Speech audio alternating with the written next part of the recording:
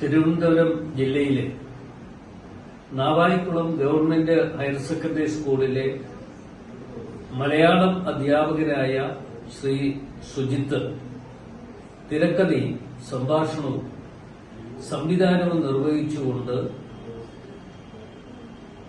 വെളിച്ചത്തിലേക്ക് എന്ന പേരിൽ ഒരു ഹ്രസ്വചിത്രം ഉണ്ടാക്കുകയാണ്.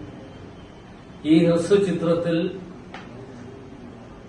ഇന്നത്തെ തലമുറ കുട്ടികൾ അനുഭവിക്കുന്ന ബുദ്ധിമുട്ടുകളും പ്രയാസങ്ങളും എല്ലാം ഉൾക്കൊണ്ടിട്ടുണ്ട്.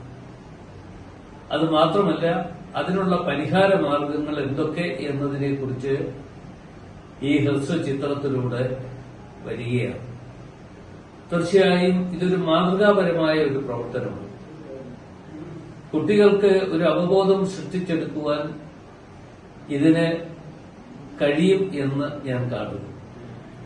തീർച്ചയായിട്ടും വെളിച്ചം എന്ന് പറയുന്ന ഈ പദ്ധതി, ഈ ചിത്രം, അത് സമൂഹത്തിന് ഒരു പുതിയ വെളിച്ചം പകരാൻ കഴിയുന്ന ഒന്നായി മാറട്ടെ എന്ന് ഞാൻ ആഗ്രഹിക്കുകയാണ്, പ്രാർത്ഥിക്കുകയാണ്.